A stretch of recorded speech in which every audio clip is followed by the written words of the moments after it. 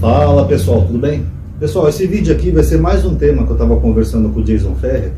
Aliás, se eu continuar conversando com o Jason Ferrer, eu vou ter tema para fazer mais 100 vídeos, né? Porque eu já estou fazendo um esboço por causa do assunto que a gente estava falando, e agora eu vou fazer um vídeo, ainda tem mais um pontinho que eu ainda vou abordar mais para frente aqui, tá?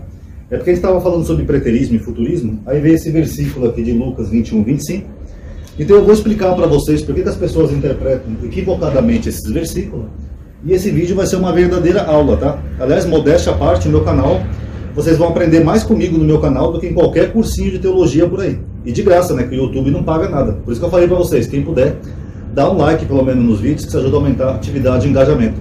Principalmente aquele da vaquinha, tá? Eu sei que todo mundo não pode colaborar, eu entendo perfeitamente, mas dando like, pelo menos atinge mais pessoas. Aí pessoas que possam colaborar, elas podem colaborar, porque às vezes elas nem sabem quem envia o vídeo, porque o YouTube tá meio bugado, tá? Enfim, é a galerinha da Liga Ateísta sempre me dando matéria, né? Antônio Miranda, Jason Ferrer, Multiversal Flaviana, etc, etc, etc. Então vamos fazer uma análise aqui de Lucas 21, 25. Em Lucas 21, 25 está escrito o seguinte, ó. Haverá, primeiro ponto, lembra que eu falei para vocês que uma profecia ela tem que ser no tempo verbal do futuro? Então por que pegam salmos e aplicam como profecia se os salmos não são para o futuro? Por exemplo, rasgaram minhas vestes. Vocês notaram a diferença? Quando é uma coisa que pode sim dizer que é uma profecia, ela tem que ser algo para frente, não para trás, tá? Então, sempre respeite o tempo verbal das frases, tá? Dos versículos. Haverá sinais no sol, preste atenção, na lua e nas estrelas. Lucas 21, 25. Na concepção popular, as pessoas pensam que sinais é alguma coisa, tipo assim, por exemplo, o sinal do Batman. Vocês já viram quando tem o bate-sinal? Ele pega lá um projetor e coloca um morcego na lua. Olha, o bate-sinal, rápido Batman, vamos lá, não sei o quê. Essa é a percepção popular que nós temos. Só que o que eu digo sempre aqui no canal, a Bíblia não foi escrita em português e nem em 2023. A gente tem que ver o que significava esse termozinho aqui na época. O Novo Testamento foi escrito em grego. Em grego, esse termo aqui, sinais, é seimion. Tá? Eu vou escrever só como é que se pronuncia aqui. Seimion. Eu não sei escrever em grego direito, tá? Então estou escrevendo só como é que se pronuncia. Só que tem um problema. Os autores do Novo Testamento estavam escrevendo em grego, como eu já expliquei aqui para vocês algumas vezes, utilizando equivalentes do hebraico. Porque no hebraico, às vezes, a palavra tem um sentido próprio. Só que no grego eles tinham que procurar um equivalente. Só que esse equivalente pode ter mais de um sentido. Por exemplo, digamos que eu seja um americano. Aí eu escrevo assim, que eu perdi minha filha. I miss my children. Pronto. Se eu for traduzir isso para português, aliás, vou fazer o contrário. Eu sou um brasileiro. Eu falo assim para vocês, eu perdi minha filha. Eu fui na feira, eu perdi minha filha. Se eu for traduzir isso para o inglês, eu vou ter que usar um verbo equivalente, que pode ser o miss, que é perder. Só que miss no inglês tem dois sentidos. Pode ser tanto o sentido de perder, como pode ser o sentido de sentir falta. Então o nativo ia ficar confuso. Poxa, o Ronaldo está sentindo saudade da filha, ou ele perdeu literalmente a filha. Então é claro que nesse caso eu ia usar um termo mais específico, né? Lose. Mas eu estou usando miss só para vocês entenderem. Porque às vezes numa outra língua a palavra tem mais de um sentido. Tá bom? O mesmo acontece aqui. Seimion em grego ele tem mais de um sentido. Vocês podem ver no aparato crítico até do Bible Hub. Mas o autor, se ele estava escrevendo para usar equivalente do hebraico, o hebraico para sinal é esse palavrinha aqui, ó. Ot.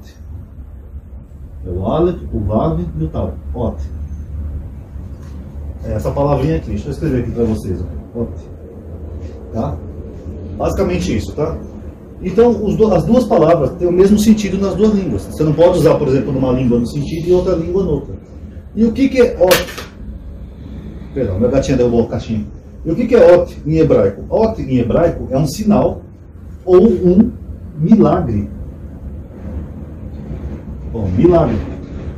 É a mesma coisa aqui no grego. Dentre os vários sentidos de seimion, o sentido que também aparece no aparato crítico no dicionário é o sentido de ser um milagre. Deixa eu dar um exemplo para vocês primeiro do Ot. Isaías 7, quando o profeta vai falar com o rei Acás, ele fala, pede para ti um sinal. O que é um sinal? É algo miraculoso, algo que só um Deus poderia fazer. Você quer que o sol ande para trás, você quer que eu faça isso, quer que eu faça aquilo, pede para ti um sinal, ou seja, um milagre, aí você vai saber que Deus está contigo.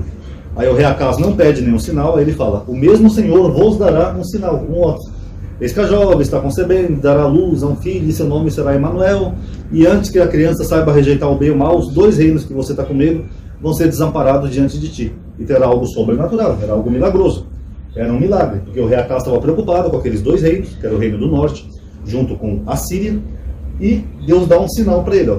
A gravidez dessa moça aí vai ser um sinal para você. Ou seja, antes da criança saber rejeitar o bem e o mal, eu vou desamparar aqueles dois reinos, tá bom? Isso é um sinal. E o mesmo acontece aqui no termo grego semion, também é um milagre. Pegue, por exemplo, João. Vou começar com Marcos.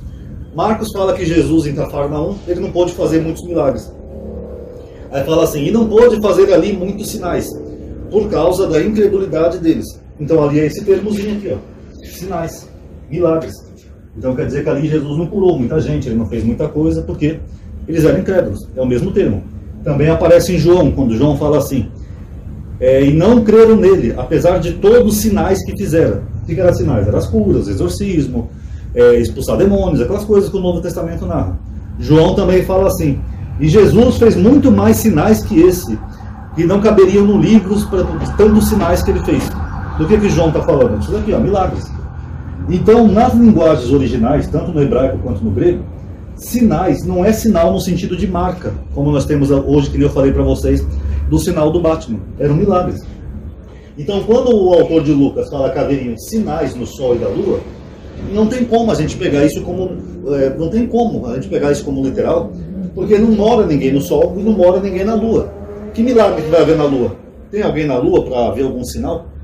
Tem alguém no sol para ver algum sinal? Não tem como, pessoal. Sinais só pode haver aqui na Terra, porque só na Terra tem seres humanos. Então, do que o autor está falando? Eu já fiz um vídeo aqui nesse canal chamado Sinais Astronômicos. Eu acho que é algo mais ou menos assim. Eu não lembro se era sinais astronômicos ou era profecias astronômicas, alguma coisa assim com astronomia, onde eu expliquei para as pessoas o que é Sol e Lua e estrelas. Nós temos na Bíblia José do Egito. E José, ele sonha com o Sol, ele sonha com a Lua e ele sonha com 11 estrelas, sendo ele a 12ª estrela. O que José está falando? Do Sol e a Lua era o pai e a mãe dele, e as 12 estrelas eram o quê? Eram as 12 tribos de Israel.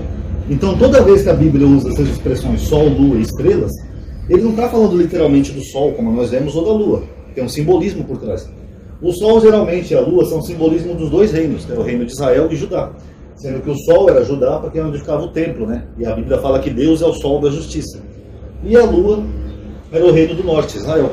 E as estrelas eram o quê? Eram as 12 tribos de Israel. Isso você vai ter várias referências sobre isso. Por exemplo, Daniel.